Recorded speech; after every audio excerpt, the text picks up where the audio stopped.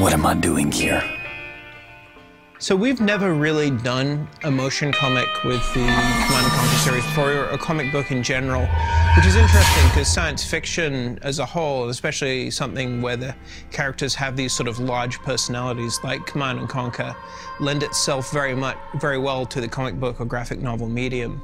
The motion comic is a very innovative and new thing for me. I've never written a motion comic before, and it is a very separate process than writing a comic. Because here we can depend on really talented artists and storytellers to really bring you the world and let you create it in your mind. Ape Entertainment is run by two co-publishers, David Hedgecock and Brent Irwin, who are the most fantastic guys imaginable. I owe a huge debt of gratitude to both of them. They command a stable of enormously talented artists who they essentially gave us a roster and let us pick. And for me, this is a dream. When I first started getting panels in, me along with everybody else at EA was like, wow, this is way better than we thought it was gonna be. This is not a coloring book. This is a really detailed look into the CNC universe. So the protagonist of the motion comic is a perfect example of the disenfranchised. He is not, GDI or Nod, he's just a guy, a farmer, out in the yellow zones, and he's watching the yellow zones basically turn into, for those who played CNC3, red zones, these pseudo-alien landscapes that have been riven by Tiberium, very hard to live.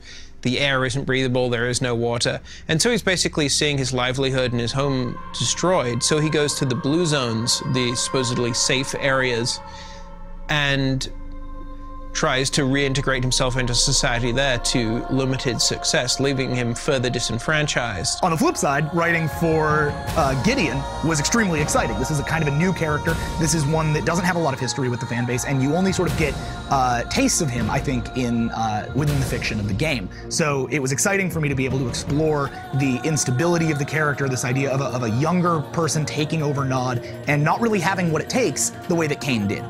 Having a little bit more of an unstable personality, and not having the planning and the forethought and the sort of preternatural calm that comes in when you're dealing with Kain. Obviously, this is a Command & Conquer motion comic, so you're going to get Kain, and in fact, I can't discuss Kain's role in it because it would be a bit of a spoiler, but he plays a key role, as he always does, in the sort of overarching meta-narrative of the motion comic beyond the story of the protagonist of the comic. So being able to work on a motion comic, you aren't constrained by frame size, by the limits of CG, by anything. You can do whatever you want. The motion comic adds a significant amount of depth and detail and a worthwhile companion to the game as a whole.